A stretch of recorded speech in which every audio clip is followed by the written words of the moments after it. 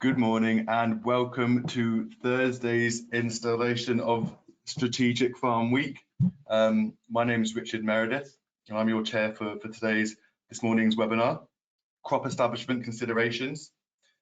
So I'll run through in a moment who all our speakers are and what we're doing today, but my first duty of the webinar is to run through the housekeeping. I know many of you have done some of the other webinars this week, so sorry if I'm repeating myself. First of all, you are all muted and your microphone's off, so we can't see or hear you, just so you're aware. We do ask for questions as we go through these webinars, and we can have a bit of a discussion area at the end, but if you do have any burning questions, there's a box on the right hand side of your screen where you can type those in and I will relay them to our speakers today. So please feel free to do that. We've got an hour and a half slot for this webinar. We'll see how that goes depending on kind of how many questions and discussions we have. So that's all kind of driven by yourselves and what you want to get out of it. But we're aiming for around hour and a half maximum. Just to let you know, this is being recorded. If you're frantically trying to make notes and you miss anything, the recording of this webinar does go online on the AHDB YouTube site afterwards. So if you do want to catch any of the slides or the information again, please keep that in mind. Now, there are a few handouts. If you click on the right hand side bar, you'll see there's a handouts tab. There's a few handouts on this webinar. I believe we've got the earthworm recording fact sheet. We've got quite an important one, which is the Strategic Farm West handout. Now, you'll see for reasons that come up in the content that a lot of the content today is based around the Strategic Farm West, which is run by Rob Fox. Now, this handout kind of summarises all the trials and all the demonstrations going on the farm and their results to date. So that's quite a handy handout to see as we go through. We've also got the soil health scorecard sheet and the visual assessment sheet. All of those are related to what we're talking about today. Finally, basis and Noroso points. If you haven't already, then please, in the questions box, type in your name, your basis number, and your postcode to receive those points, and we will apply for them. Noroso, we've put in, I have to put a caveat on this, and it's likely that we will, but we've put in an application for Noroso points, but haven't received them back yet. So if you are happy to enter your details in the proviso that we do get those, please do so. That's your name, your Noroso number, date of birth, and your postcode. So if you put those all into the questions box, then we'll collect those for you. Okay, crop establishment considerations. We've had a kind of exciting agenda this week, and everything that we've been doing has been relevant in one way or another to one of the three strategic farms. So we've got Rob Fox, who I'll introduce in a moment, in the west, Brian Barker in Suffolk in the east, and David Aglin up in Scotland. And crop cultivations is a trial which Rob is running hoping to run for the 6 years of his time as a strategic farmer. So it's something quite close to the heart and something that we'll be touching on over his 6-year period. So in a moment, I'll hand over to Rob. He'll introduce himself, what he's doing, why he's doing it. And then we're very lucky today. We've been joined by Jane Rickson from Cranfield University. Jane's going to start our kind of session, the meaty part of our session, by kind of taking a step away from the strategic farm and the kind of local look, and looking at the kind of the global importance of soil health and where we're going in what directions we're going with in general, setting the scene really essentially for us to then go over to my colleague Emily Pope. Now, Emily is the person who runs all the trials and the demonstrations on the strategic farms. She puts up with myself and Rob and keeps us all in order and gets all the trials where they need to be. And Emily's role is really kind of communicating the key messages coming out. So that's what she's going to do today. She's going to show us what we've got so far. And then we're very lucky to then hand back to Jane to kind of say, what do you think? What's your opinion of what we've seen here at the Strategic Farm? How does that link to other work done in external environments? And then finally, as a bit of a bolt-on at the end, it's not directly, it's a bit of a byproduct of this this trial, the cultivation trial at the farm.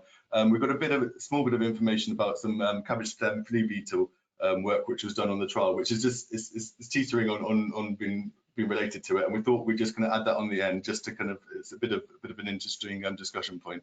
So all in all, we're ending to kind of around 10:10. We've finished all the content, and as you say, as I said, if you had any questions going through, if we haven't answered them, we'll try and get to them at the end, and we'll have a bit of a session there but hopefully we'll try and get round everybody and everything that you want to talk about. Right, okay. This is where I hand over to my able colleague, Rob. Rob, thank you very much. This is your second webinar of the week and the last. You'll be glad to not hear my voice anymore this week. Rob, if you're okay, I'll drive the slides and I'll hand over to you to do an introduction. Thank you very much, Rob. That's great. Thank you very much, Richard. Welcome, everybody. Good to have you along today to listen to what we've got to say. So yeah, I'm for those of you that don't know me, I'm Rob Fox. I'm the farm manager here for the Evans family at Scrub Hall Farm, and the strategic farmer for the West region. We're just outside Leamington Spa in Warwickshire. On the map there, number 2, slap bang in the middle of the country. So yeah, we'll be the strategic farm here up to 2024, just coming to the end of our second year, my second year. We're all arable, all combinable crops, all grade 3 clays, slightly varying soils from one end of the farm to the other. We're about 1,000 acres, 900 of that in cropping, about 60% owned and some rented land. And then I also help manage an 1,800 acre joint venture with 2 other local farmers within about 5 or 6 miles of ourselves. Effectively a sort of machinery and labour chair to try and keep everything a bit cheaper. Thank you, Richard.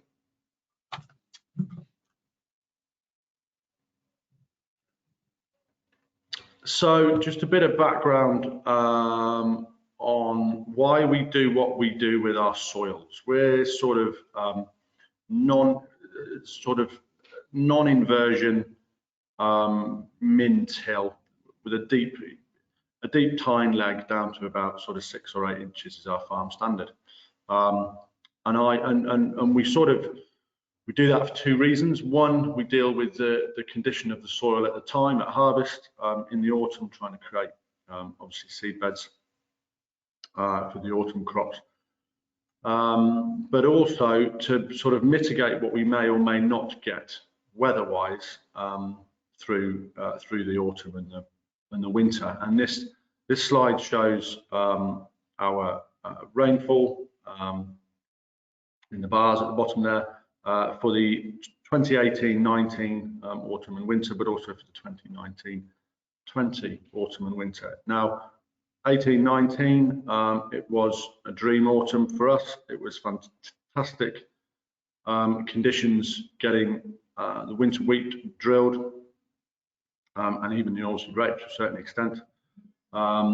We had enough rainfall to keep the seed beds in good nick and get the crop away, but not too much rainfall over the winter. And you can see in the blue sort of September, October, November rainfall, really quite low for us, which lets us get the autumn drilled crops away.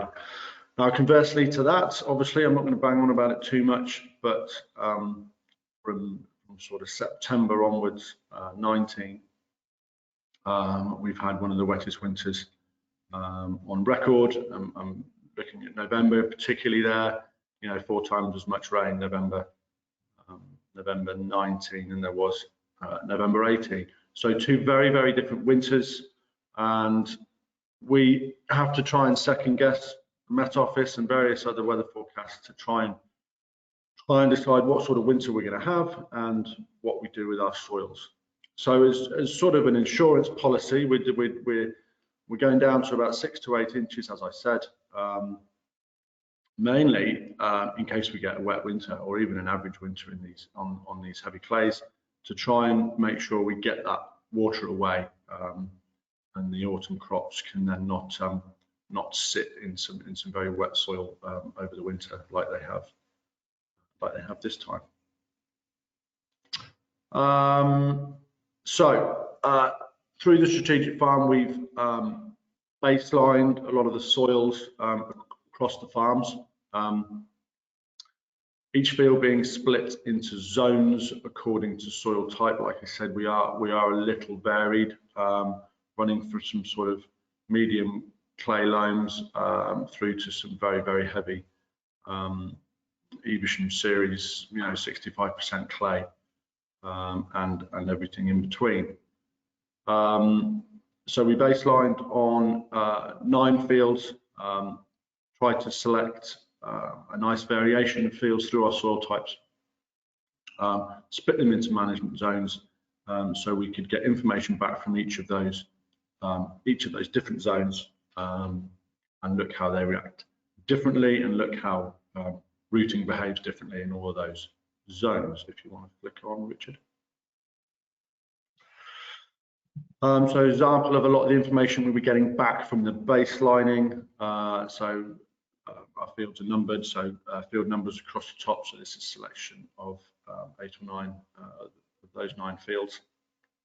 What crop they were going into, the soil texture, as I say, from those sandy clay loams all the way through to those clays, measuring all the things you would usually measure: organic matter, pH, extractable PK and mag, the VES, which is a visual evaluation of soil structure, and that comes up with a score.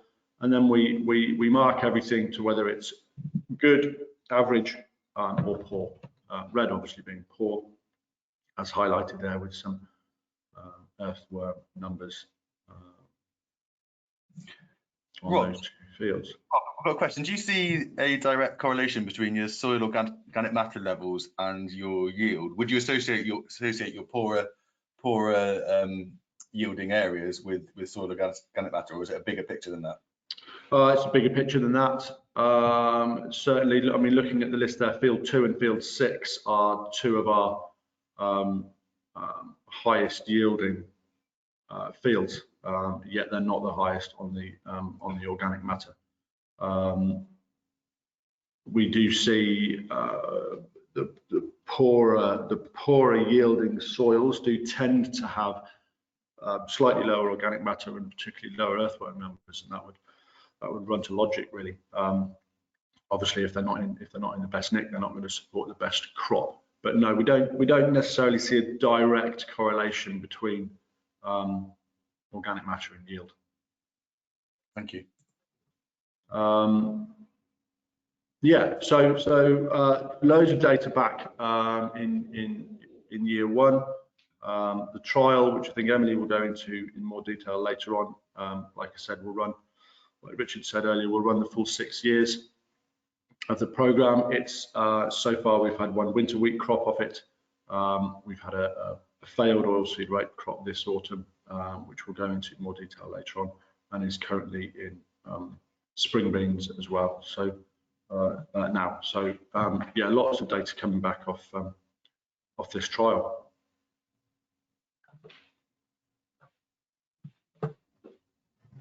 So as part of the evaluations, ADAS have been heavily involved in the first 2 years, carrying out a lot of the monitoring of the various plots and various treatments within that field. A few pictures on the right there. At the open day last year, we managed to dig and bogle a nice big soil pit, so that she could spend half an hour or so in there looking at the structure, down to well over 1 metre deep, looking at the bulk density of the soil, looking how compaction potentially runs down through the soil profile. We managed to dig the pit across 2 varying soil types, which you could see quite clearly within that pit. So it was a really interesting way of getting in there when it was very dry when we dug that last summer. So yeah, just a really good example of the kind of things we would hopefully be doing on a day like today, but unfortunately conditions not quite allowing that at the moment. So that's just a very quick overview of our soils, why I do what I do here when we're establishing a crop.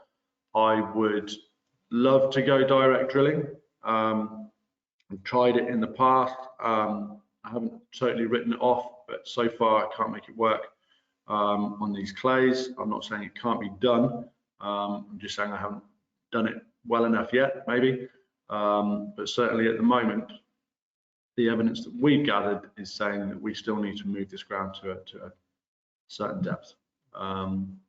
So yeah, so I think that's enough for me on the background of what we do. Got a couple of questions. You'll be pleased the first one's off Martin Williams in Herefordshire.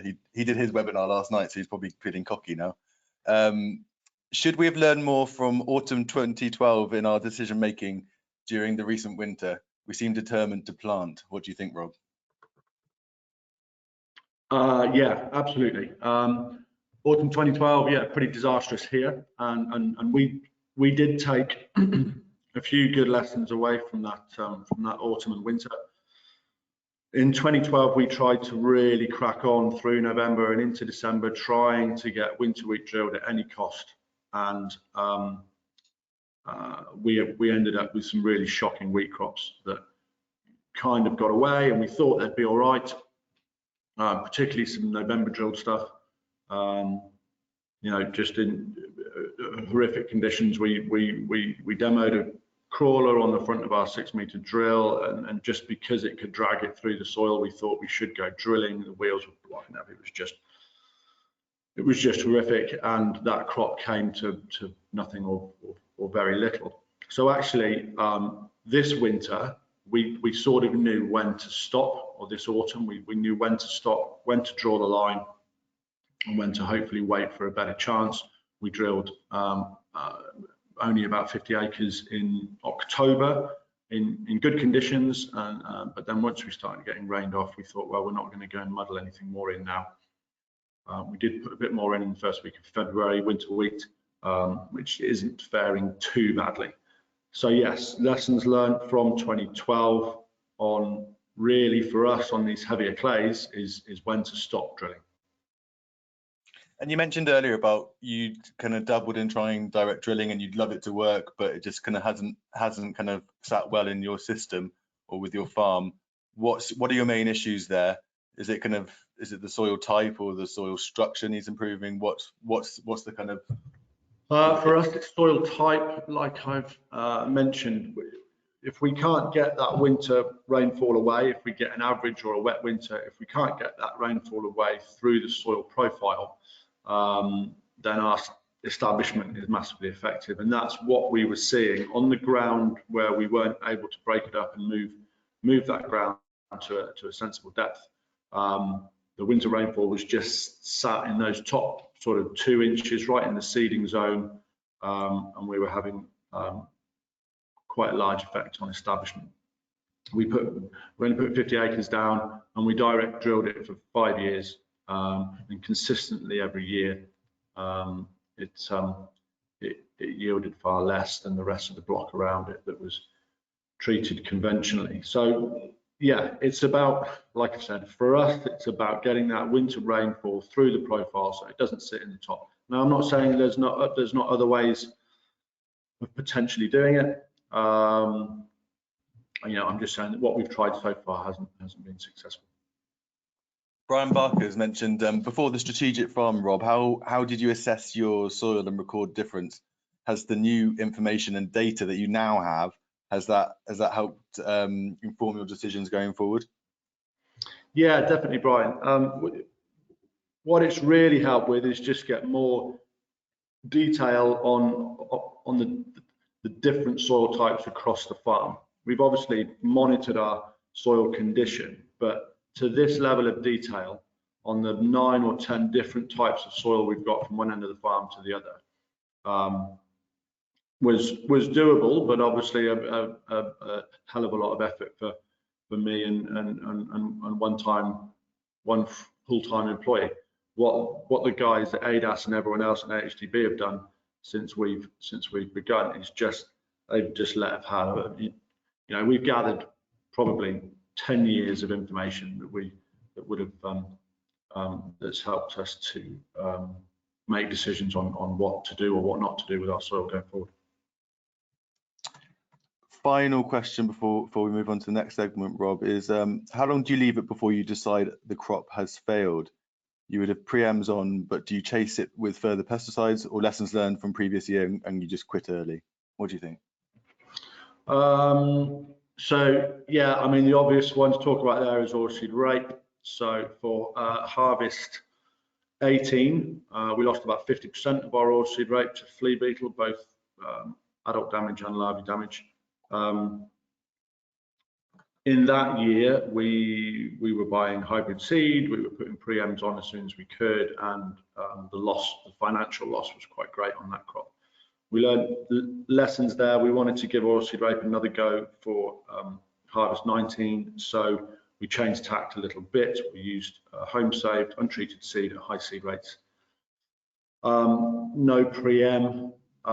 Tried to spend as little on it as possible before we got to a point where we were either going to make the decision to hold on to the crop or to write it off. And this year, because we've written off all of our rape in the end, the loss has certainly not been as great as it was the previous year.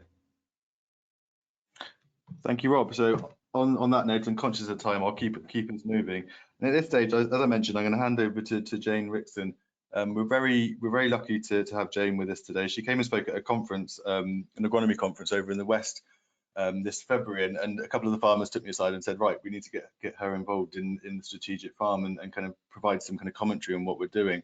Like I said before, we're going to start off. Jane, we've asked her to kind of give us the bigger picture, looking wider scale, and the importance of soil health and soil management strategies. Jane, thank you very much, and without further ado, I'll hand over to you.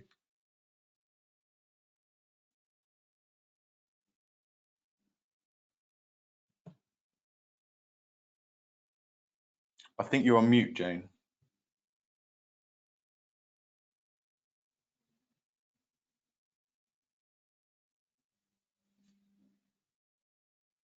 Sorry, good morning. Sorry, apologies.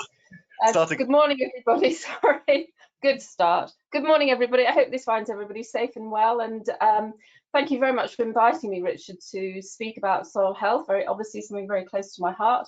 And I've been asked to sort of zoom out a little bit and look at the global and local challenges ahead related to soil health, and sort of put it into context a little bit more. And then we'll come back to the farm and talk specifically about the trials that have been going on the farm. And then again, I'm delighted that I've been asked to sort of make a commentary about those trials and the findings and how we can use all of the information about those trials. So without further ado, thank you, Richard. This is very double act, very good. So soil health, we hear so much about soil health, and I think a lot of this is related, frankly, to food security, the ability to actually grow food to feed a growing population with safe, nutritious, accessible and affordable food. That's what we're trying to achieve here. And obviously we have a finite amount of land. There's only so much land globally on which we can grow this safe, nutritious, accessible and affordable food to keep people healthy. And not only do we have a finite amount of land, we also have competition with other land uses. You know, there's great interest about using land for biofuels to avoid having to use fossil fuels, reducing carbon footprints and so on. Lots of urban development, lots of infrastructure. We see big infrastructure projects, which may be even more needed to re-energize the economy, who knows, at this very challenging time. We also see issues about this yield plateau that we hear so much about, that, you know, even despite increasing uses of fertilizer, there seems to be a poor yield response. We're getting this plateau that as you add more fertilizer, it's not being manifested in increased yields. What is going on there? We've done some work looking at, you know, the cost of soil degradation, even though we've only got so many soils, you know, finite amount of soils. We're degrading those soils in places. You know, we're causing erosion and compaction, loss of organic matter, loss of soil biology. You know, this is the bad news story, if you like. And we need to talk to politicians about what the impact of this soil degradation is. We estimate it's about £1.2 billion per annum. and that's just for England and Wales alone, and that's at 2011 prices. So clearly something's amiss here. We've got all of those challenges, and we've also got climate change. Rob mentioned about these extreme weather events that seem to be becoming the norm. You know, with sort of very wet winters, very hot, dry summers. And so given that uncertainty, all of those issues and challenges, maybe some of these, or hopefully all of these, can be answered by this concept of healthy soils. Okay, next slide, please. Thank you. I thought it would be useful, forgive me for going back to sort of school, going back to basics. Apologies for those of you that remember your soil science lectures at university or at college or wherever. But I just thought it'd be useful just go back to basics. It was very interesting to hear Rob say that knowing soil, knowing his soils in his different fields is so important to making those decisions. I thought we'd just go back to basics and just have a look. Well, what is soil? You know, it's not just brown stuff. It's not just dirt, as a lot of people refer to it. It's made up of lots of different constituents. We've got the mineral content. Rob mentioned about his clays, his heavy clays. And soils are made up of a different proportion of those clays, the very, very fine particles that sort of stick together, the silts, the medium-sized particles, and then the sands, the coarser particles. And ideally, we'd want a mixture of all of those in equal proportions. And I'll explain why that's important when we're talking about soil structure in a minute. We also need air. We need air so that roots can grow, can get oxygen. And obviously, when we compact the soils, we reduce the pore sizes. And that means the air in the soil is restricted by things like compaction. We need water. We need water, especially at the moment. And we need to make soils able to hold on to that precious resource of water, especially at this time where we've seen very, very little rain. And then organic matter content, very, very important in the nutrient cycle, making nutrients available to our crops. It's the roots and leaves, particularly of previous crops, for example, available in terms of nutrients and organic matter. And then really, really important for soil health is the life in the soil, if you like. These soil fauna, the macroorganisms, our lovely earthworms, but also all those tiny little microbes, the bacteria, the fungi, the viruses, these are all important about this life cycle and bringing the soil to life.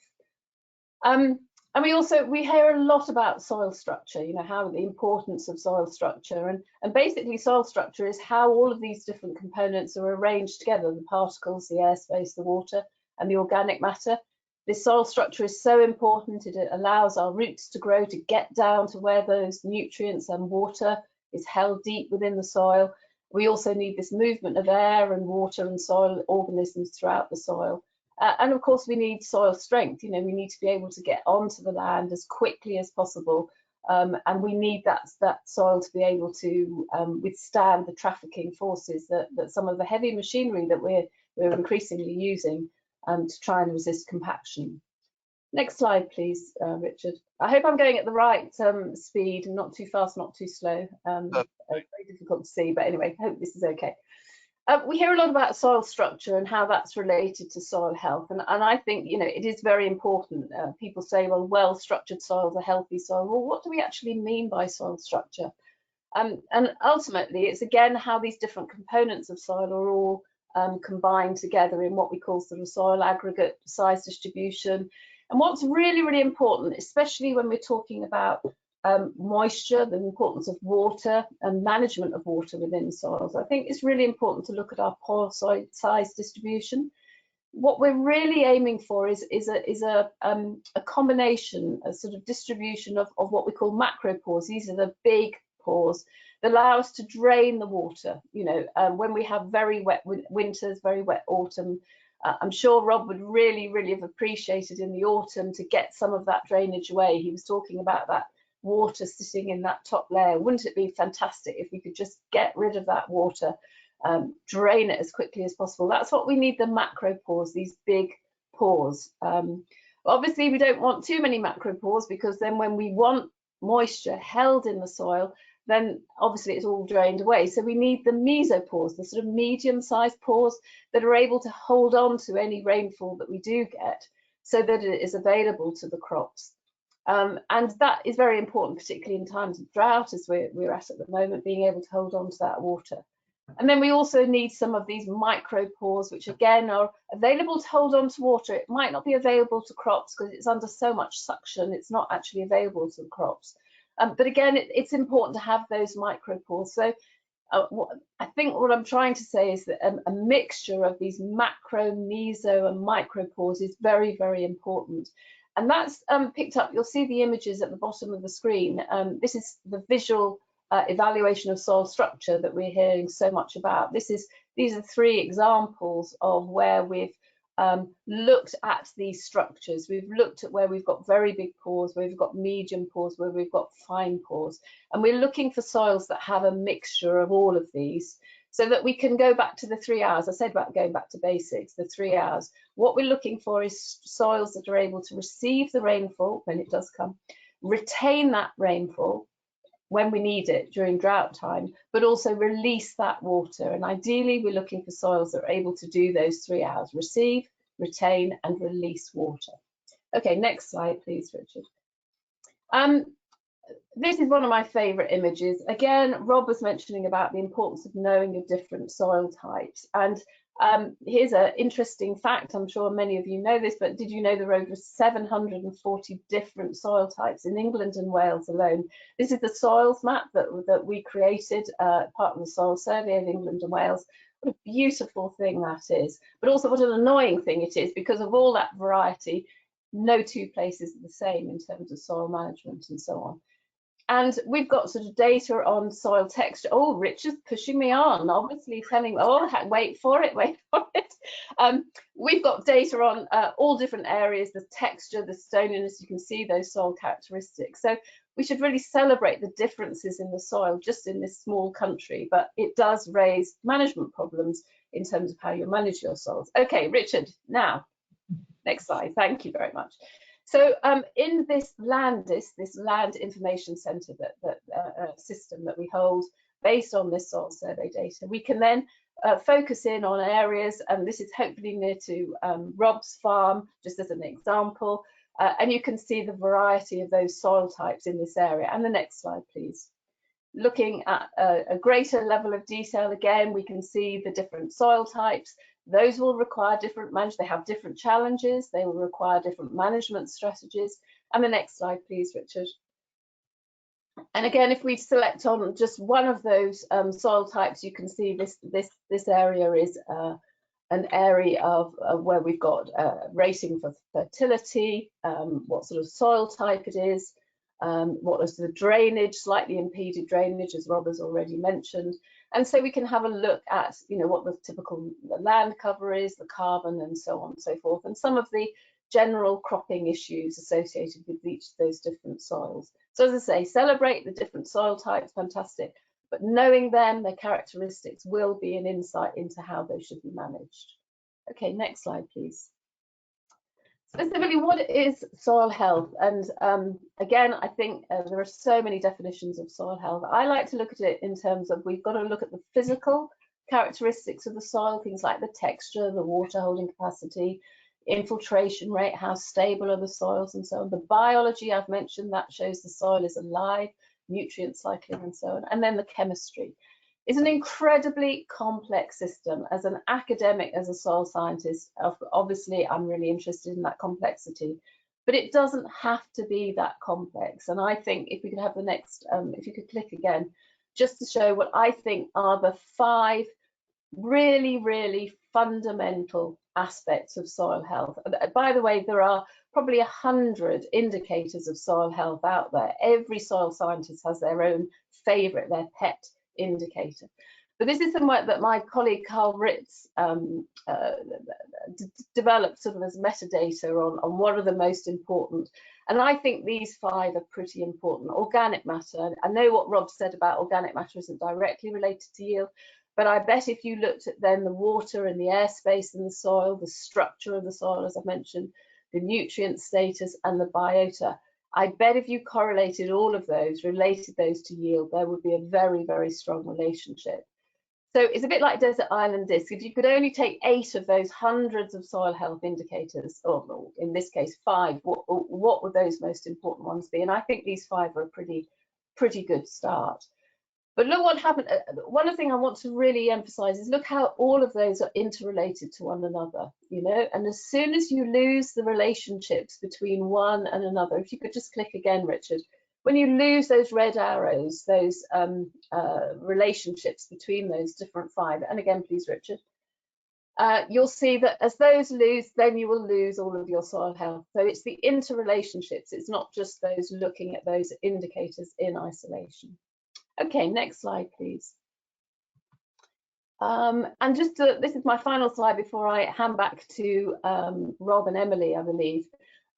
What are we after? What are we actually aiming for? And again, this is the global pictures, it's very theoretical, but I think it is useful when we come onto the strategic farm trials.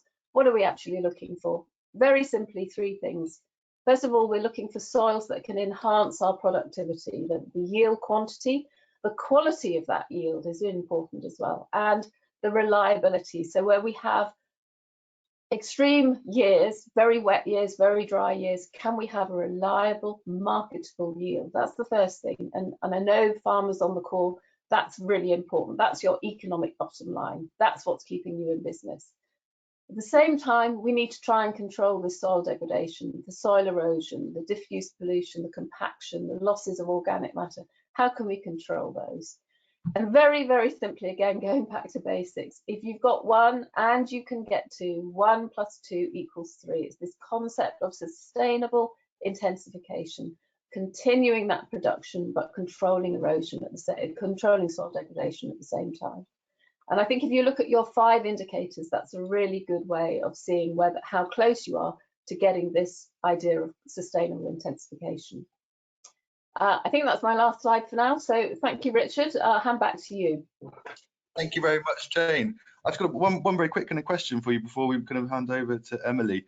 You mentioned there a couple of slides ago the soil properties, the physical, biological, and chemical, the components of that.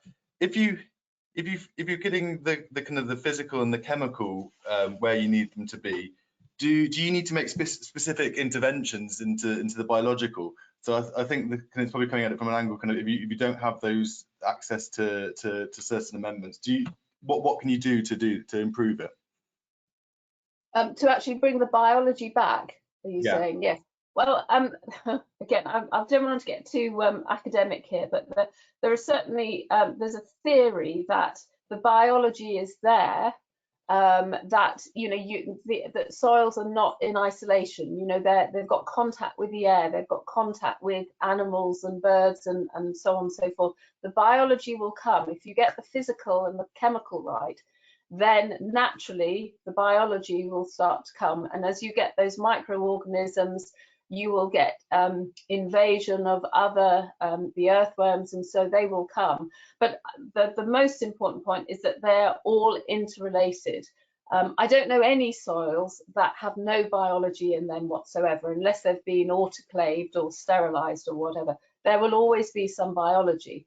And of course, the secret is to get the right biology. I'm not naive as to know that some biology is a negative. You know, you get pests, you get diseases that come from biology, and the important thing is to ensure that we have the good guys, dare I say it, the good bacteria, the fungi, the earthworms, and so on, that will enhance soil health and actually get rid of those invasive species that we're trying to minimize within the soils.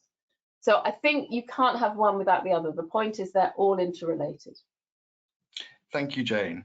So if you take a breather for a moment, we're gonna jump over to my colleague Emily Pope. Jane mentioned there in her words that kind of when she showed the map of the UK that there's no 2 places are the same, and it's a very complex picture when you're looking at it like that. And so what Emily's doing today is kind of really honing down onto the Strategic Farm West and what's going on there. And kind of obviously this is very individual to the system and the soil types that we experience there. But we're just hoping that there's some lessons that you can learn from what Rob's doing and what he's finding on the cultivation trial. So Emily, I'll stop blethering on and I'll hand over to you. You instruct me when to move on, and thank you very much, and over to you. Okay, thank you, Richard. Good morning, everybody. So as Richard said, I'm going to provide an overview of the work that we're doing at the Strategic Cereal Farm West, looking at the cultivation trial. So this trial started back in 2018 at the start of the project, and it will run for the full length of the strategic farm. So that'll be a total of 6 years that we'll be looking at this trial over multiple seasons and in different crops. So Jane's given us a really nice introduction to the importance and the need to manage our soils more sustainably, and improving soil health was a key part of the Strategic Cereal Farm West programme, and that was decided at the start by people coming to the programme and the steering group. So as Richard said, this trial's been designed to provide obviously data on Rob's farm, but also to help other farmers get a better understanding of the interactions between soil, cultivation, crop rooting and yield. And AHDB have had some funded research projects that have looked at this interaction, and those research projects have shown that roots cannot penetrate through strong soils, and in fact many crops have insufficient root systems to fully access water below 40 centimetres. And this is a real challenge in terms of water and nutrient uptake, and increasingly so in the drier summer conditions that we're increasingly seeing. So if we have a look at the original trial design, so the trial, as I say, started back in October 2018. So Richard, if you just move on to the next slide, we'll be able to see the layout of a field. It went into winter wheat. The field's about 17 hectares and it's a medium to heavy clay soil type. And in that first year, we had 3 cultivation depths, so 3 treatments, one at 5 centimetre depth, one at 15 centimetre, which is Rob's farm standard, and then one at 30 centimetre depth. So this is a replicated tramline trial, so we've got 2 replicates of each treatment there. So the 5 centimetre treatment was established using a disc cultivator. Both the 15 and the 30 centimetre depth treatments were established using a single pass deep soil cultivator, and then all treatments had a shallow spring tine in front of drilling with a tine seeder. So on the trial, we've done a number of assessments working with the ADAS field team. So if we take a look at the soil health scorecard results, please, Richard, on the next slide. These assessments were completed on each of the tram lines, and what you can see here on the slide is an average for each of the treatments. So you've got the treatment cultivation depth along the top there, so 5, 15 centimetres and 30 centimetres. And then you've got the parameters that we're measuring in the AHDB research project, the Soil Biology and Soil Health Partnership with BBRO. So this research project is looking at the different parameters that we can measure and monitor, as Jane said, and looking at how we can use them and how we can interpret them on farm and make decisions from them. And this is a really nice way that we're linking between the research and practice on the strategic farm. So as you can see here, and as Rob showed an example across the baseline assessments earlier, this scorecard has identified key issues, and you can see those here against the thresholds. So you can see here that the soil structure indicated by the VEST score in the 5 centimetre treatment, that's something that requires investigation. And the number of earthworms, both in the 5 and the 15 centimetre treatments, need investigation. And then in the 30 centimetres, that's something that we need to continue to monitor. So we've got below average soil organic matter levels, some evidence of soil compaction, obviously indicated by that VES and the bulk density, and that depleted earthworm population. So if you'd like to complete your own earthworm and soil structure assessments, Richard's indicated that we've got the handouts available on the side of your screen in the webinar. If you just move on to the next slide, please, Richard. You can also access these from our website. So we've got our how to count earthworms and data recording sheet, and then the SIUC VES score chart. We've also got another webinar taking place today, so that's happening at 12 o'clock, and we're going to look into more detail into these assessments, both the earthworm and the soil structure assessment, so you can join in that webinar at 12. So coming back to the trial, what we wanted to do is to share with you some of the results from last year, so Harvest 2019. All of these results are available in the handout and available on the website, but we just thought we'd refresh your memory from the results day and just go through some of these, and then I'll hand back over to Jane a bit later on to comment on each of these. So as you can see here on the slide, this is the penetration resistance results from each of the cultivation treatments. And you can see here the light blue line, which is the 5 centimetre treatment. At the shallower soil depths, the penetration resistance was higher in the 5 centimetre treatment compared to the 15 and 30 centimetre treatment. And then as we move down the soil profile, so as the soil depth increases, that changes, and in the 30 centimetre cultivation treatment, we have higher penetration resistance at depth. So from the results, we know that the increased topsoil resistance, so that increased penetration resistance in the 5 centimetre treatment, had no significant impact on above ground biomass. And we also know that underlying subsoil compaction was present within the 30 centimetre cultivation depth tramline, so you can see that here on the graph. Part of the research project that I mentioned earlier also looked at the interaction between soil structure and rooting, and that was something that we're really interested to look at in the field. So if we move on to the root angle results, this builds on the PhD project that Christina Clark completed, and she worked with us on the Strategic Farm project last year. And what you can see here in this graph is the average root angle for each cultivation treatment. And this was assessed at growth stage 30. So the results show that there was a significant positive association between penetration resistance at 15 centimetre depth and root angle. So crop root angle was steeper in the shallow cultivation depth, and this indicates that increased consolidations, that increase where we saw that increased penetration resistance in the topsoil, promoted that downward growth of the roots. And what we know is that root growth becomes restricted at 1.5 megapascals. So we can compare that back to that penetration resistance and look at those interactions between where that increased consolidation in those shallower depths is promoting that downward root growth.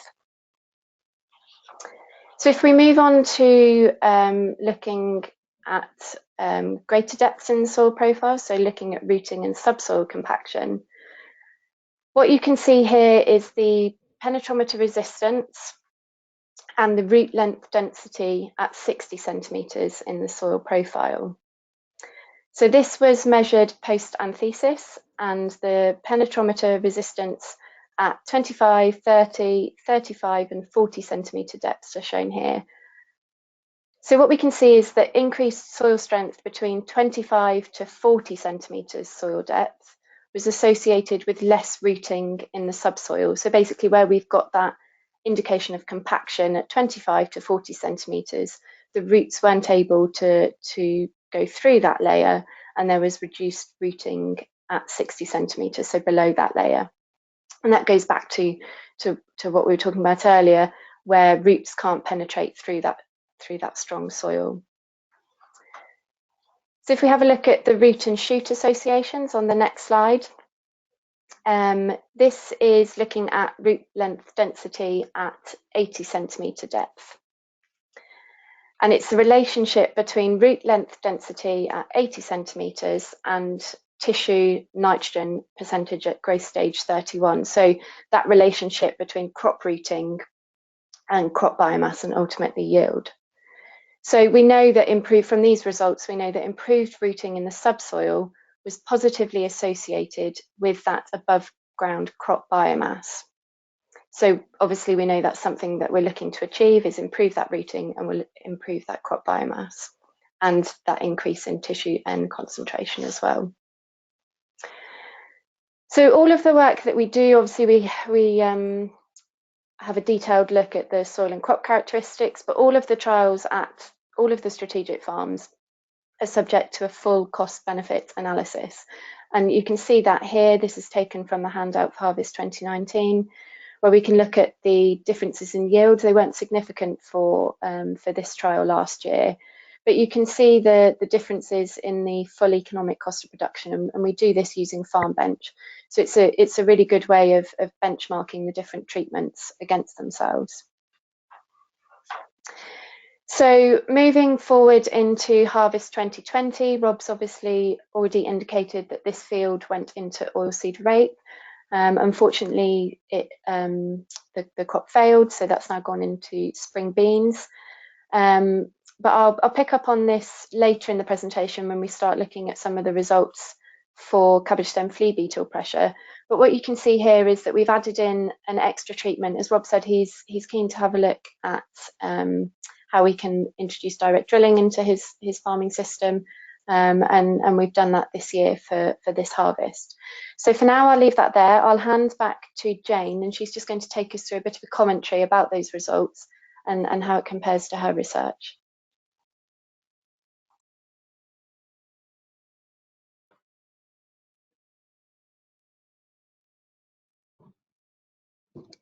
Thank you, Emily. Thanks very much. Well, as I say, I'm delighted that I've been invited to make some comments on the trials that are going on, and this is based on many years research that we've carried out on soil health at Cranfield. Really, probably over 30 years now, looking at different cultivation systems, different soil management practices. So I'm sort of going to try and put these trials into context.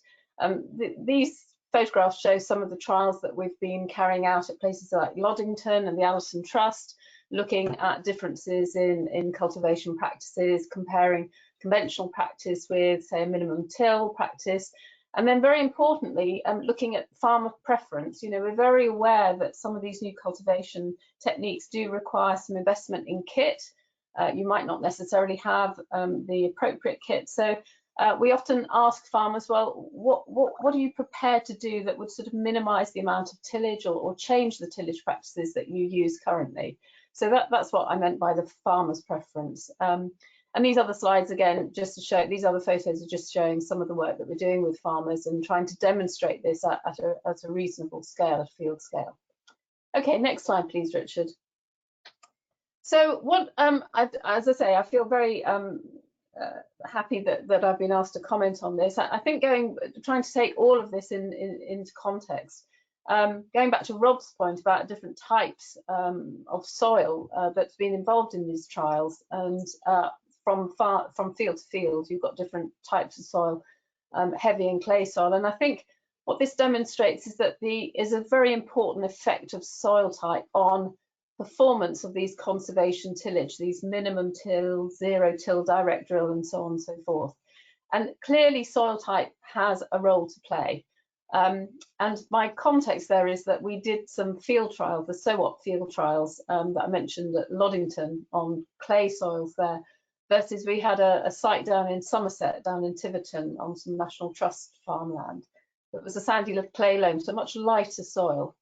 And we put in the same treatment. So these two graphs show the treatments that we put in. C is the conventional practice, DD was the direct drill, and then FP is the farmer preference. And the point I'm trying to make here is that these results show organic carbon levels. Now, clearly, to start with, the organic carbon levels were different at the two sites. So you can see on the heavy soils, the scale bar is much larger numbers than the scale bar for the light soil.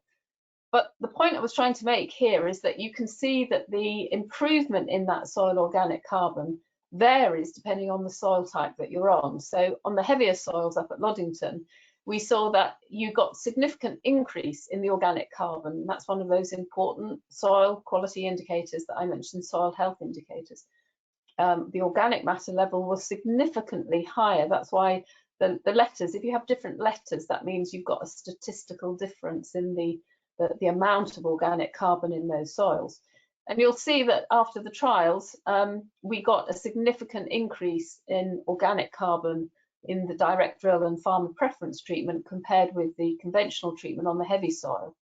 And to a certain extent, that was repeated on the lighter soils, but in that case, only the direct drill gave significantly higher organic carbon compared with conventional and compared with the farmer preference. So there were differences in the results, as one might expect, but I'm just trying to illustrate that soil type is very, very important.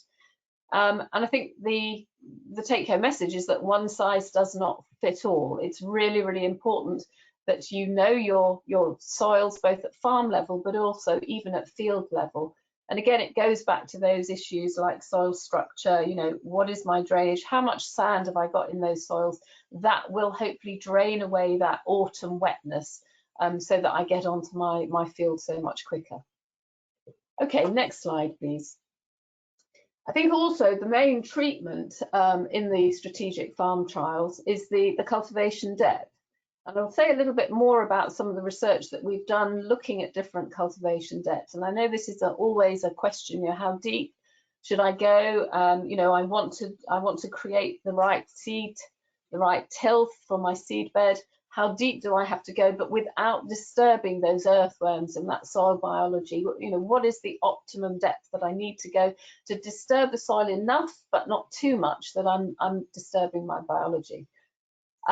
The table here shows some of the tillage treatments that we tested in a trial up at Lamput Hall. This was a PhD student, Mike Giannoff. So I can't say his name. He's got a very long Greek name, and with his permission, we were allowed to call him Mike the Greek. But it's got a very long, about 6-syllabled surname. But anyway, Mike's trials here looked at different tillage treatments.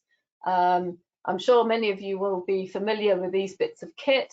And obviously they have different depths of pass, seed depths, and a width of soil disturbance. I want to say a little bit more about width of soil disturbance. Rob's trials were looking at cultivation depth and how that affected soil health. And I'll say a little bit more about our trials, which found similar results to what Rob is getting related to cultivation depth. But I also want people to think about cultivation width, and that last bullet point is thinking about the area of disturbance. Again, yes, you need a seed bed, a fine tilth for your seed bed, but do you need to disturb as much soil as you might be doing now? What about cultivation width as well as depth? And again, I'm sure many of you have heard of things like strip tillage. To what effect can we maybe cultivate enough but not too much so that we get that seed bed but we're not disturbing more soil than we really, really need to allow that soil structure, those earthworms, to remain in place? And I want to say a little bit more about row width. And of course, I realise there are limitations in terms of drills, how wide drills are for cereals, for example, as opposed to wider width for things like oilseed rape. Okay, next slide, please, Richard. So I really think the soil health scorecard is a fantastic way of getting a snapshot of these soil health indicators. And it's really interesting to see that if you look at the indicators on the soil health card, they all map to these 5 critical soil health indicators. They all map there. So we've got the soil organic matter. pH is related to nutrients and nutrient uptake. We've got the nutrients themselves, they're listed on the health scorecard. VES is related to soil structure, as we've talked about. Bulk density is about water and airspace and porosity. Earthworms is biology. Your PMN and your respiration again relates to biology. So that's really encouraging that 2 sort of parallel research approaches complement each other and demonstrate that we're really getting to grips with what soil health is all about. But remember, I did mention earlier that there are so many indicators out there for soil health, and I'm just asking the question, are these the right ones for your land, for your soil? Other things, I know lots of people say about soil temperature is important as well. Where does that appear on your list? So there might be other indicators that are really important to individual farmers and growers at particular locations. So I would ask the question, you know, which to choose. Just because you see a list, challenge that list. Should the other things be considered as well?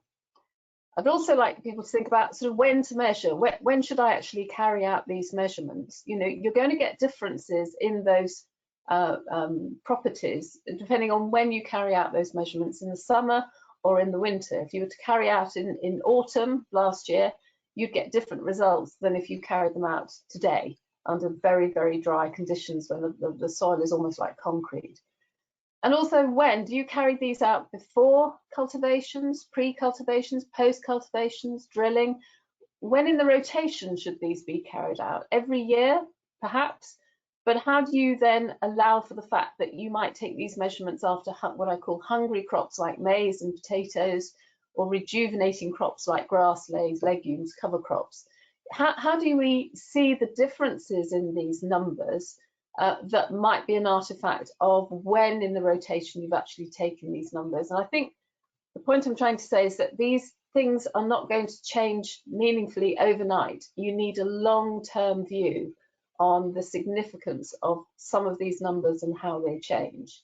That comes on to my final point. I just want people to think about the changes of the score from the baseline are really important. The purpose of this soil health card is not only to see a snapshot in time to compare different treatments or different fields, but it's very important to see changes over time. You know, what happens if your VES score goes from a 3 to a 4? What does that actually mean? Or ideally from a 4 to a 3 and so on. What does that actually mean? When is a change meaningful or significant? What does it mean in terms of how does that affect yield? Does that mean I'm going to have less pest damage? Does that mean I'm going to have less flooding, less water sitting on my fields? And I think, again, think not only about the snapshot in time, but think about the changes over time. What does that actually mean? And just as a heads up, there is some talk that scorecards like this may well become part of ELMS, that farmers are going to be asked to monitor their soils to demonstrate the trajectory of improvement, so that you are improving your soils over time and therefore delivering all these amazing goods and services to society, not just food production, but water regulation, climate change and so on. And it could well be part of ELMS. So watch this space, DEFRA to decide on that, but it's important. Okay. So again, looking at this soil health card, just some comments on it. VES score, I've mentioned again, think about changes, not only the snapshot, but changes over time. A lot of my BOFIN colleagues, academics, don't like VES for the reason that you can't test it statistically. It's not an absolute number, it's actually a score, and therefore you can't see whether a change is actually statistically valid. That's very boffiny and boring, so I'll move on from that, but it's just a comment. Bulk density, very, very important, especially in these trials. Emily mentioned about penetration resistance being higher, particularly for the 5 centimetre depth. And this does pick up quite a lot of evidence from other conservation tillage, as I call it, min-till trials, that you do see an increase in bulk density in the short term. And that obviously has implications for runoff and drainage, also soil erosion and so on. Again, Emily mentioned about these limiting bulk densities for roots. You know, we don't want our roots to be restricted. There's some work that Richard Wally has done down at Rothamsted Research, which shows that root growth does indeed become restricted at 1.5 megapascals. And that's not what we want. We want our roots to be able to be unrestricted to actually get down to the water. But again, it was interesting, the root angle work that Emily mentioned, that actually, ironically, the compaction, if you like, in that area actually encouraged vertical growth. And again, I'm intrigued as to know whether that actually means because the roots were forced to grow downwards rather than laterally, does that mean that they can actually access that water and nutrients at depth better? I don't know, and maybe there's some evidence to support that, in that there was no significant difference in the growth in the biomass of the crop at those different crop stage periods. So I'm not at all suggesting that we should compact our soils because it totally the opposite, but the evidence was interesting there. in terms of the root angle and how the roots are actually operating. But I think this is a really, really important point. I think this increase in bulk density is often observed in the short term. And I think if people, or if it's possible to take a longer term view, we are seeing that that increase in bulk density in the short term can be reversed in time, in the longer term. But it needs to have time for that organic matter from the residues to break down and add organic matter to the soil to start reducing those bulk densities. Allow this soil biology to come back, earthworms as engineers of the earth, making their burrows, adding porosity and airspace to that tight soil, just to loosen up that soil a little bit more, creating these peds and pores. Peds and pores, that's what's important. Those aggregates, yes, but also the space between those aggregates to allow this drainage and the air to get in and so on. So, and again, of course, allowing the roots to penetrate and grow, but that's a long term, that's not going to happen overnight. And I think a lot of farmers that we work with, the ones that can see the longer term, that don't blink, that stay in there for a longer term, are starting to see these reversals of some short term impacts of minimum till can be reversed in the long term. But it's that staying part, and can you afford in time and money to do that? That's the question. Okay, next slide, please, Richard. Oh, thank you. Oh, hang on a second. No, back to the one before. It's a bit keen. That, thank you. Okay. So earthworms again. Oh, but interesting, very interesting. But the earthworms again. I was surprised at these results. I was expecting that you'd actually expect more in shallower cultivations with less disturbance. That's what the theory would be, that if you're not disturbing the earthworms in those upper layers or at that tillage depth, then you'd expect there to be more. And other studies actually suggest the opposite, a more logical thing, that if you've got least disruption, the earthworms are going to be there. And I'll show that in some of the work that we've done. And again, it's interesting that there's going to be another webinar about earthworms and identification of earthworms later today. I think Emily was saying at 12 o'clock. And it's the type of earthworm that's important as well, the species. And Jackie Stroud, again at Rothamsted, is an expert in terms of, you know, whether the earthworms are the type that go up and down or whether they go laterally, the state of growth and so on and so forth. So it's not only the number, the total number, but also the type of earthworm is really, really important as to how it's bringing that structure back. And then finally, my final comment about the health card is this microbial respiration, you know, very, very important. The community biomass, the carbon of all of that fungi and bacteria that's great, that's in the soil, very, very important. And again, the type of biology is important too. For example, we know that fungi are very good at aggregation. They have these hyphae, these long filaments that help bind the soil together. So you're looking at your fungi bacteria ratio is very, very important. We want lots of fungi to have these hyphae that join together soil particles to form these heads, and then you get the pores as well. Okay, thank you. Next slide, Richard. So this is some work, again, sort of that is related in that there's a lot of studies looking at conventional versus min versus zero till and so on and so forth.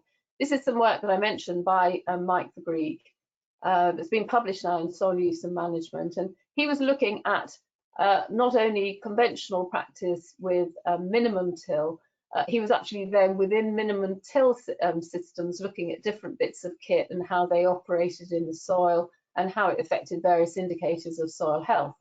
So he was looking at a control treatment that the farm used conventionally and compared it with plots with a Claydon drill, Sumo, Missouri, Varderstadt, Seed Hawk and Rapid.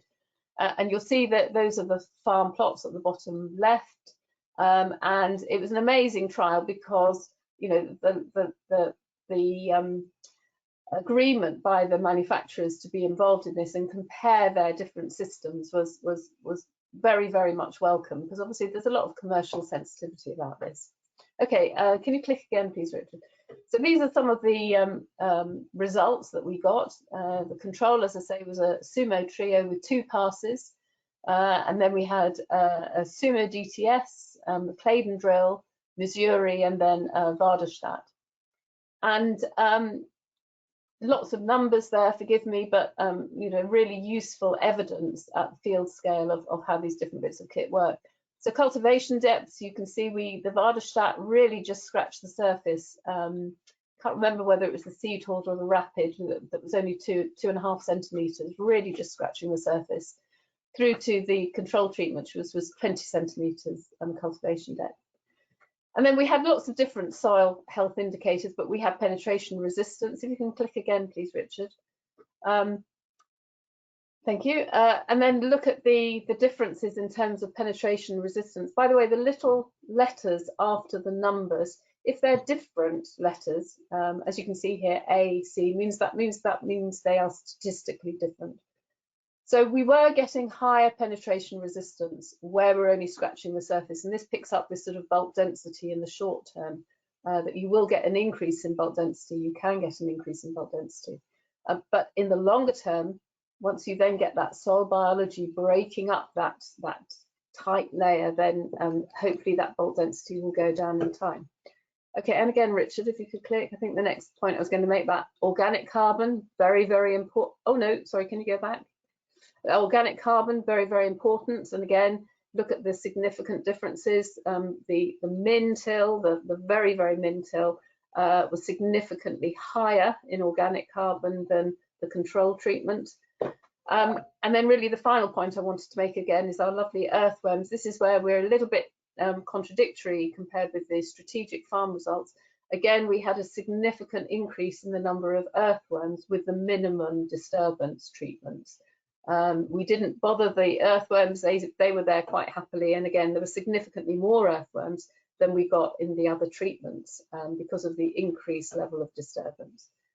So I think the good news is that this independent trial really relates to what's going on at Strategic Farm West, and some of these soil health indicators are repeated again in another part of the country, different soils and so on and so forth. Okay, thank you, Richard. Next one. This is my last point. I mentioned about areas of disturbed versus undisturbed areas. I know the importance of getting a seed bed, getting that seed tilth, but the danger with that is that you're disturbing areas in this biology in the soil. So let's have a look a little bit at the disturbed versus undisturbed areas at field and row width scale. We've looked a lot about cultivation depth, but just want to leave you with this point about the width of disturbance as well. This is some work that Ian Dummett carried out up Lincolnshire on some beeswax farm up there. And he was looking at, first of all, does tillage reduce soil biology, the fungi, the bacteria, the earthworms? We think it does, and we need some evidence to show that. But he was more interested in about how the rate of soil biology recovery between the tilled and the untilled plots. So can you get movement of that soil biology, that beneficial soil biology, from the no-till plots where you haven't tilled? Will that then start to colonize the tilled areas where you've got the fine seed beds that you need? Okay, next slide, please. And these are some of his results. Basically, it shows the amount of soil biology. Needless to say, where we've got tilled, we've got relatively lower amounts of soil biology as we expected. That's the left-hand graph. The middle graph shows where we have no tillage, and obviously, not surprisingly, we have an increase in the soil biology because we haven't disturbed it. And then the final, the right-hand graph, shows where you've got this strip tillage, simulated strip tillage.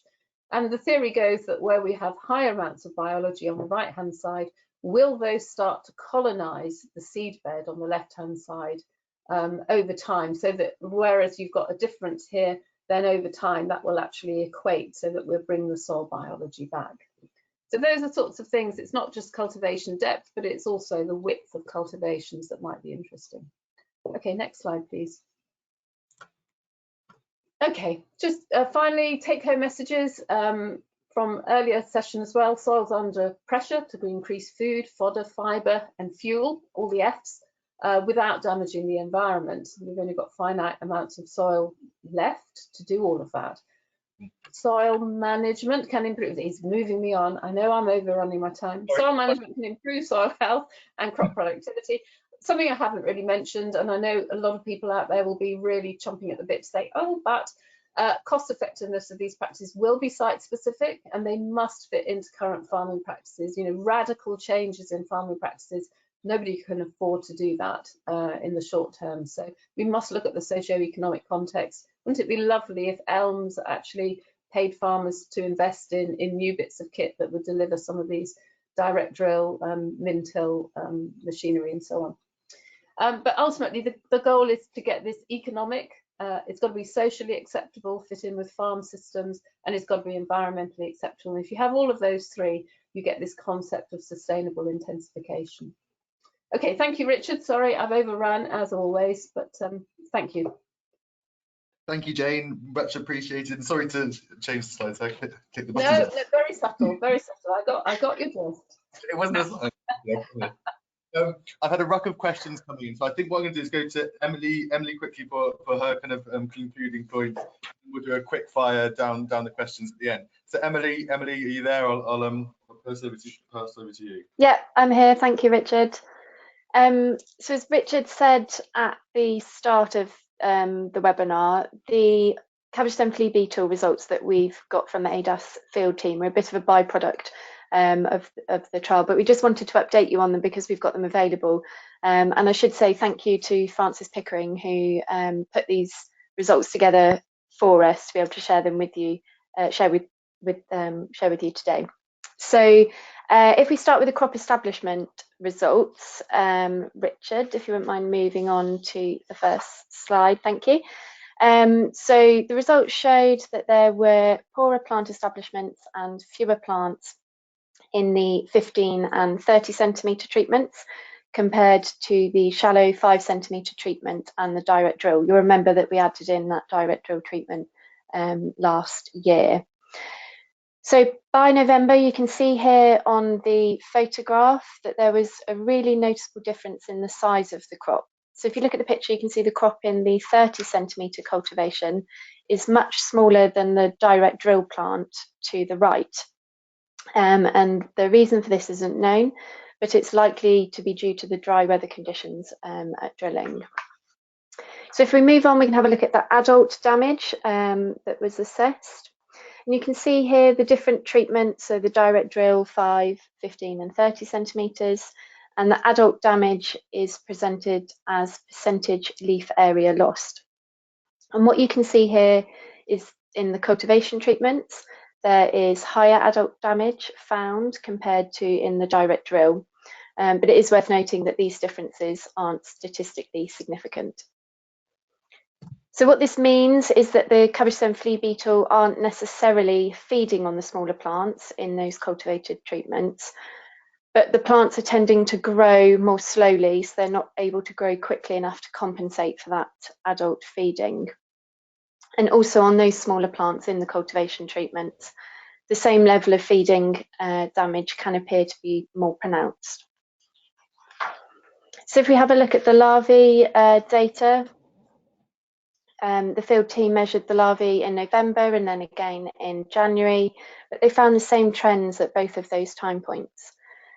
So whereby we had greater adult feeding damage in the cultivated treatments, when we look at the larvae, there was significantly lower number of larvae in the deeper cultivated treatments compared to the direct drill and the 5 centimetre. So what the research team have said when we look at the larvae results on the next slide, it may be possible that the adults are preferentially laying at the base of the larger plants, so in those shallower cultivations and in the direct drill, or that the smaller plants in the cultivation treatments and the deeper cultivation treatments can't support as many larvae. Something they also pointed out is that it's important to note that the relationship between the number of larvae and yield is poorly understood. And as Rob and I mentioned earlier, obviously this trial has now gone into spring beans. So we obviously won't be able to see those yield results, but it could have been that the small plants in the deep cultivations could have yielded poorly despite the low number of larvae shown here on the slides. So in conclusion, these results, as I said, a bit of a byproduct from this trial. It wasn't the original focus for the trial, but the fact it went into oilseed rape gave us that opportunity. And it showed that at deeper cultivations, there were poor plant establishment and fewer plants.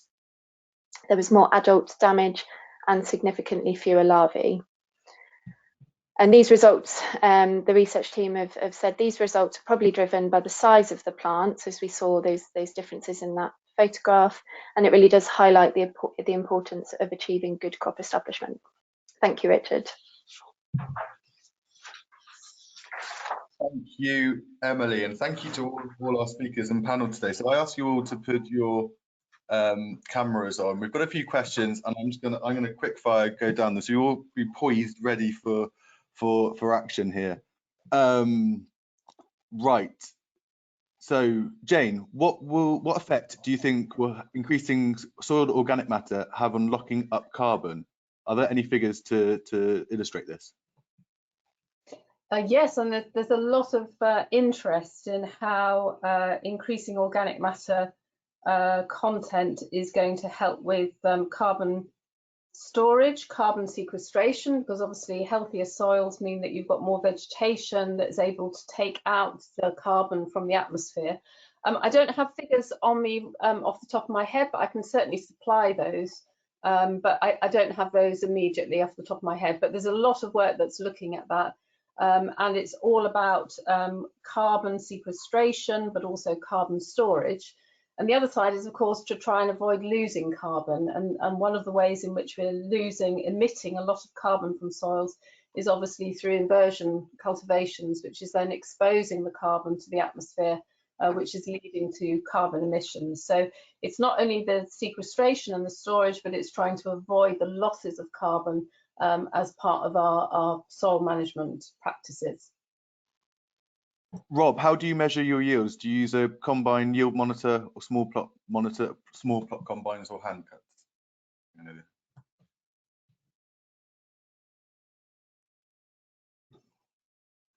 I think you're muted. Apologies. Yeah, yield mapping on the combine, and then thoroughly double checked over weights and measures weighbridge on the farm. So if it's a larger plot within a field, we will measure that out and weigh that completely separately to make sure, like for yen and things like that, it all goes over the weighbridge. Actually, the next one, there's uproar in the southwest, Jane. Tiverton's in Devon, not Somerset. Oh goodness! Oh, apologies. I'll tell you what I've done. Okay, I'll tell you what I've done. First of all, apologies, but I've spelt it wrong, and that's why it was a long time ago that we did these trials, and I've got the wrong. So not only have I got the wrong county, I've also got the wrong location. So double whammy on my part. Apologies, it was a National Trust land, and it was Tivington.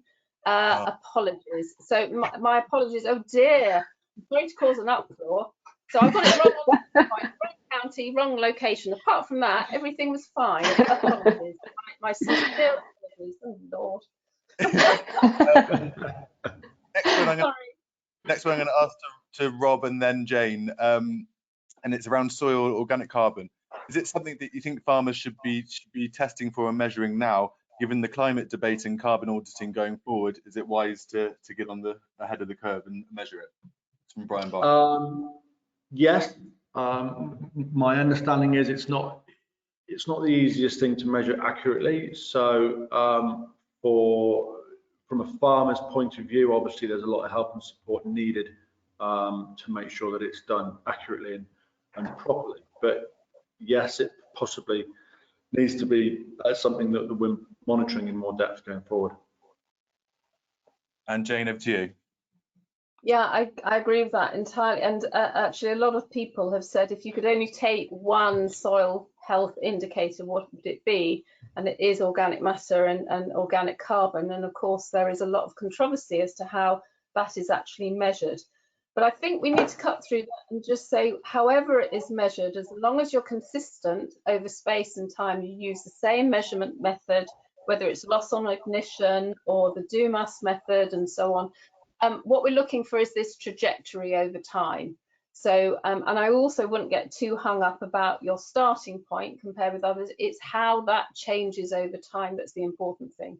But it is a debate, and again, soil scientists are part of that debate as to which is the best method. But in the meantime, while we're sort of contemplating our navels and deciding which is the best method, I think individual farmers use a methodology, stick with it, and see how that organic matter changes over time and space. And that's the important thing. It's the trajectory, rather than getting too hung up about the method that's actually being used.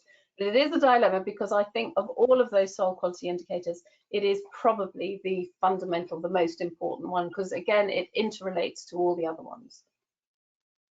Rob, I'm talking in the person's voice here. I'm currently designing a crop trial to improve soil health and reduce the actual use of pesticides on my farm. Have any of the crops on your farm had less pesticides applied due to the improved soil health, or is there room to do you think there's a future of doing that? You're on mute again. Sorry. I think there's definitely room for improvement. We'd all like to reduce what we're applying to these crops, both from a financial point of view and an environmental point of view. And I think that's got to be the end game, particularly when we're looking at things like insecticides, and we're looking at that in other trials as well, as we discussed earlier in the week. So yeah, we'd love to be reducing inputs. We're only in year 2, only coming to the end of year 2, so anything we're doing, as everyone knows, farming is quite a slow cycle, so anything we're doing and changing, we're not seeing huge differences yet, but hopefully at the end of the 6 years, yeah, we'll have a lot of differences to report back on. Jane, what's your opinion of the relationship between soil health and pest pressure?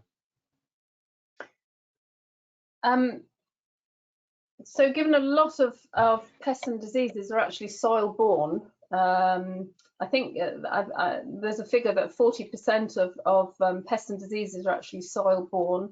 I think the relationship between soil health, soil management and pests is very, very important. You know, even things like drainage status can affect pests, you know, blackgrass, for example. I know that's not a pest as such, but well, it is very pest-like. You know, drainage is very, very important. It's a marsh plant, and therefore, if drainage is wrong, then blackgrass thrives. I know lots of other factors influence it as well. So basically, if we can get soil health right, if we can get more of the soil biology that will resist and predate on these pests, so much the better. So there is a direct link there. And I should say, one of the new agri-tech centres that the government have set up, CHAP, which stands for Crop Health and Protection, that makes a direct link between soil health and some of these pests and diseases. So the two are interrelated, sure. Thank you. Emily, is the organic matter measured to the depth of the deepest cultivation system in the strategic farm trial?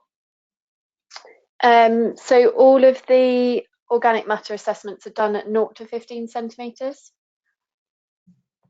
Perfect. So it's yeah, consistent across all of them. Jane, over to cover crops. Are there particular cover crops, in your opinion, that are better than others for encouraging earthworms? Oh, now that's really good. So that there was so the British Society of Soil Science, BS had a YouTube webinar just last night all about cover crops and the importance of cover crop selection, because there are so many different combinations and types of cover crop. And I think one of the take-home messages was, what do you want the cover crops to do? Do you want them to alleviate compaction? Do you want them to control erosion? Do you want them to increase soil biology? And again, I don't know the answer off the top of my head to give a particular mix that would be able to encourage earthworms specifically, but agronomists who are involved in cover crop design and mixture design would know that better. What I can say is that any measure that is going to increase your organic matter and increase your soil structure, your through the roots, for example, of the cover crops, is going to encourage that biology, because the biology can get around, earthworms can move around root channels and so on and so forth. So I think anything that's got a root is going to be beneficial to the soil biology, including the earthworms. And then you get that feedback mechanism that the earthworms use the root channels, but they make their own channels in terms of moving around the soil, which then roots can explore. So I don't know of one. I'd love to say yes, fodder radish or whatever is the, you know, the best thing or whatever. But no, I don't know that off the top of my head. There are people out there that would be able to answer that. And as I say, I don't know if this BS Cubed webinar was free for all, but that sort of covered some of these issues. Just to add to that, Richard, the Maxi Cover Crop Project report has been published recently, and that looked at different cover crop species and mixes. And I haven't got all of the results to hand, but one of the key conclusions from that was that where a 5-species mix was grown, that had a positive impact on earthworms compared to single species. So I think there's some, you know, interaction there, but there's more information included in that report. Rob, there's often a lot of chat about between the kind of the relationship or the kind of roots versus metal thing, and in this trial you're doing here is focusing on the metal element and the machinery. What very quickly, what's your opinion on roots? Because I know I've known you for a few years and you've tried lots of different things with cover crops and willingly wanted it to work, but what's the conclusion you made? Yeah, we've dabbled in it through both the Monitor Farm program and the Strategic Farm program as well, quite unsuccessfully for various different reasons. Now, I'm not saying it can't be done and shouldn't be tried, and I'm not saying there isn't a definite place for cover crops to fit in. We're struggling. We've always found it very hard to make them work on heavier soil for all sorts of different reasons. One, they potentially hold on to a bit too much moisture at the wrong time of year. So when we're trying to establish spring crops, we're usually trying to wait for the ground to dry out, and anything we put in front of the crop has been holding on to moisture. I think they've definitely got a place on lighter land for increasing, improving soil structure and organic matter. We struggle to get them established quickly enough in the right windows because of the heavier, colder clays. So there's never option for getting anything over the summer in front of an autumn drilled crop. Trying to get things in late August, early September in front of a spring crop, they're slow to establish, which means you've either got to leave them in longer, and that causes more problems with the following crop, or you spray them off and get rid of them earlier, in which case you're not seeing the benefit. So I think it's been really difficult for us to get it right. It's certainly not the end of cover crops for us, and we'll carry on looking, and we're thinking of doing some things with the strategic farm going forward. So yeah, very, very difficult, and very varying on different soil types. Jane, one for you. What do you think damages our soil biota more? Either soil disturbance or farm inputs like pesticides and fertilizer? What's your thought?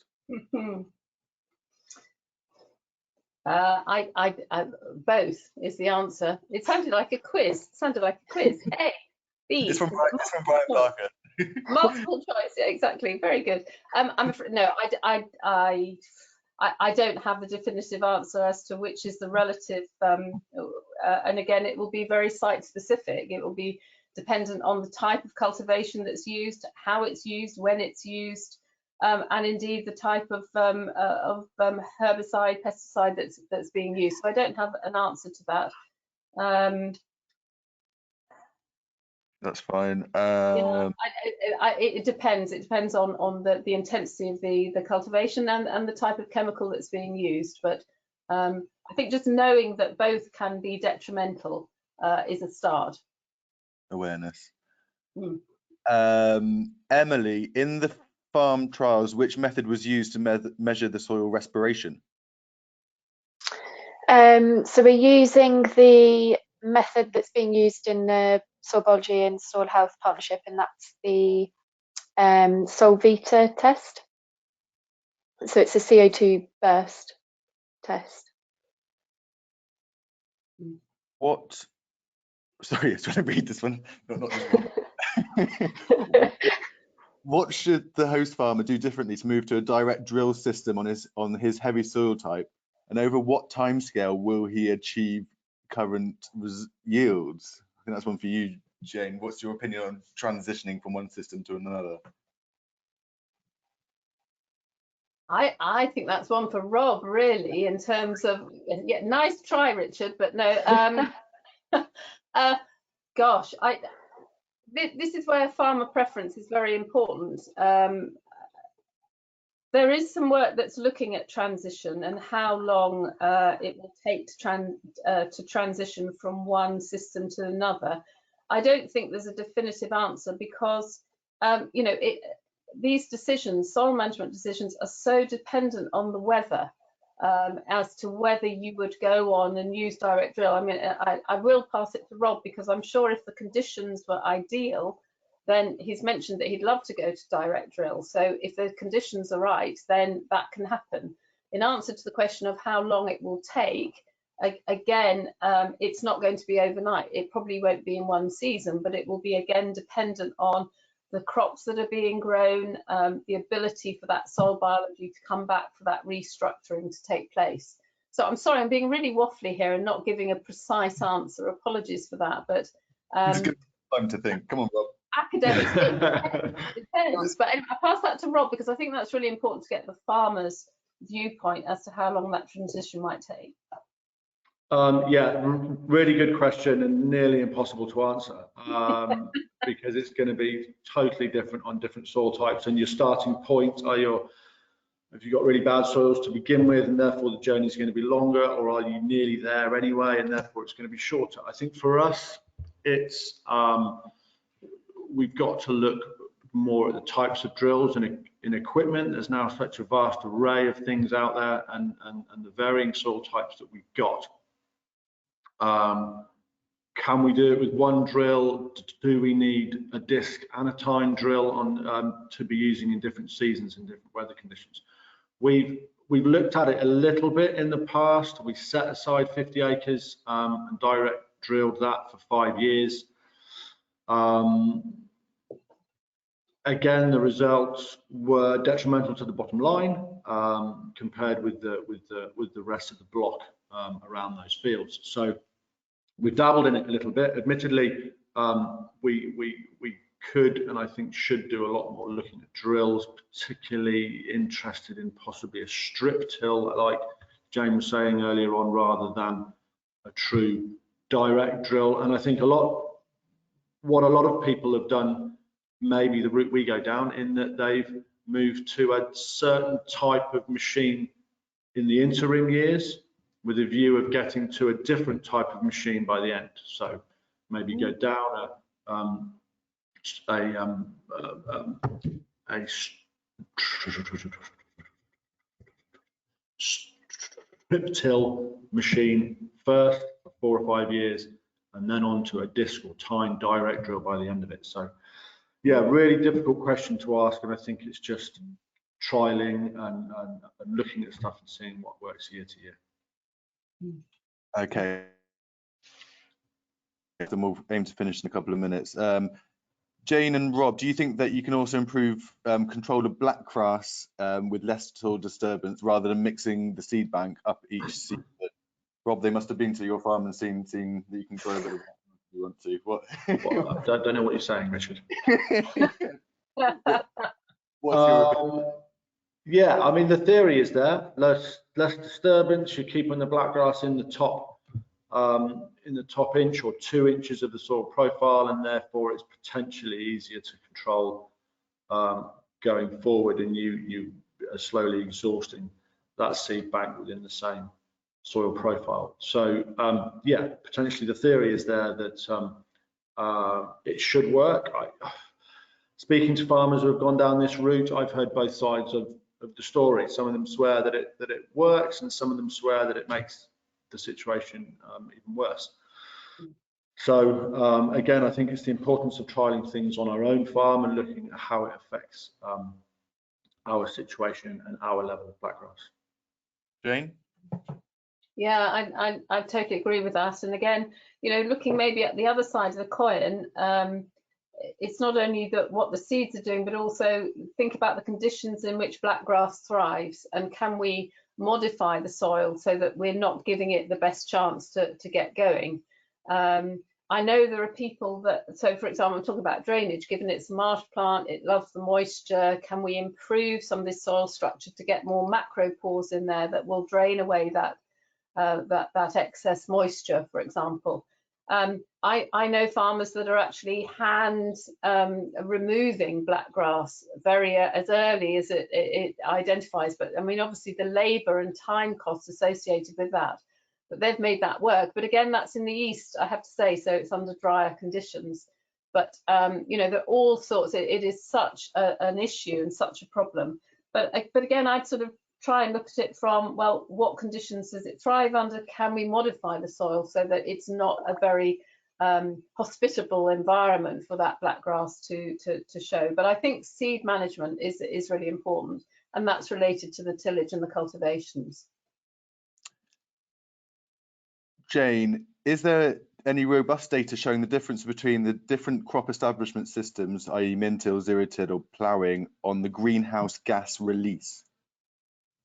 Yes, there will be. There are, again, I don't have those off the top of my head, but I can certainly direct people to studies that have looked at that, because obviously there's a lot of interest in carbon footprint in agriculture as a whole, and looking at the whole life cycle assessment from harvest right through to harvest, the whole rotational context of greenhouse gas emissions. So there will be data. I don't have that with me currently, but I'll gladly look out some references to that.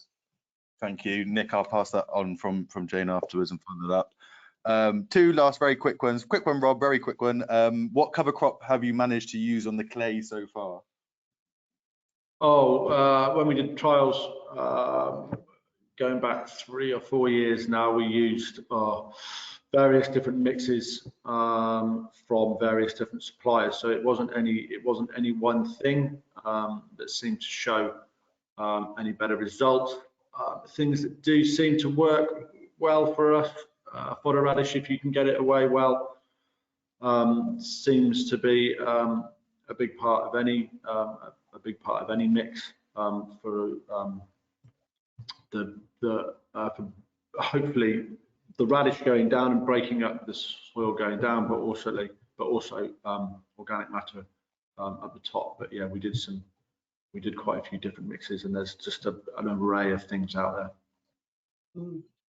there. Jane, I got one from Deepest Darkest Shropshire, Andrew Williamson. What if you had no barriers to what you can get your hands on, what would be the best way to increase soil organic matter? I know it's very relative to different areas of the country, what you can do, but in your opinion, if there was no kind of barrier to that, what would you use? Well, again, I'm sorry, but it would depend on, I mean, there's a lot of work looking at some organic amendments that can be used. I realise those come with a cost, but they are a way of increasing organic matter. I think there's a lot of interest in some of the AD, the anaerobic digestate that's coming out from various places. You know, that again has a cost associated with it, but there's some trials looking at that. And again, you know, using the resources that are there, the residues from the previous year, you know, the roots, if you can keep the roots and the residues on the soil surface, that's going to increase your organic matter. But again, I know there's issues about slugs, can be a problem, wet conditions. So really, it's a site-specific answer. There's a whole shopping list of ways in which organic matter can be increased. Which is the best will really depend on, and best means it's not just the effectiveness, but it's the cost of that, and it's what level of organic matter have you already got there, what sort of soils are you on. But certainly there's a shopping list, and which is the best for your particular situation will depend on your soil type, your level of organic matter, and again, what you want to do with the soil. You know, AD digest might not be the best for you. Using crop residues might not be the best because you're worried about slugs, because of that wet sort of thatch that is left. So there's lots of options, but choosing them, that's the challenge. Fantastic. I think I hate cutting conversations short, but I think I'm going to have to draw it to a close there. We are 10 minutes over now. Just a big thank you to firstly your three panelists there, kind of the time and effort that it does to kind of not only present this today, but to kind of get it all together, prepared, and especially Rob, the actual work that you do to kind of provide us with some content. I really appreciate it, and Jane, thank you for joining us. It really kind of it's just been wonderful to hear from you, and Emily, thank you for keeping me and Rob on the straight and narrow. Here, we wouldn't be here without you. It's also worth acknowledging our friends at ADAS who kind of perform a lot of the work doing. I think Anne Bogle at ADAS deserves a medal for putting up with some of and kind of not kind of shooting half of us half the time. Thank you to them for providing us with the work and the information that we have today, and also my colleagues at AHDB. It's not just myself and Emily. There's a big team that kind of make sure that we all do this. So that's a wrap for today. As you leave here, I've just got to written a big thing. I always forget to mention this. There's a survey. It's very, very helpful for us. It takes 2 minutes to fill out. If you can complete that and just let us know what thoughts are going forward. This is the first time we've done it in this online format, and it'd be really good to hear from what you'd like out of it going forward. We live in a new era of online meetings and webinars, so we're just finding our feet as well as you. Strategic Farm week-wise, we are on Thursday today, as you know probably. The next one up is midday, soil structure assessments with Anne Bogle, who I just mentioned there, and David Aglin up in Scotland. And then finally this evening, the webinars are closed with a mold drainage and soil loosening masterclass with Philip Wright, who's the independent soil specialist that we all know and love, and Brian Barker, who's from the Strategic Farm East. And then tomorrow we kind of round everything up with the closing videos from Martin Grantley-Smith, our strategy director in cereals, and we release all the resources that we've had this week. There's lots of things going on over the next month. As I said, usually we'd be stood in a trial field now and showing you all the plots. We're trying to kind of get as much of that information out to you as possible. So regionally relevant webinars are coming. There's recommended list webinars looking at all the results coming out of there. And then there's the various other things going on around that. Don't think I've missed anything off there, but probably have. But all that leaves me to do is say thank you very much. Thank you for your interaction. You made it as interactive as possible, and that's what it's all about. Thank you all, and have a good day, and hopefully see you at midday. Cheers. Goodbye. Bye.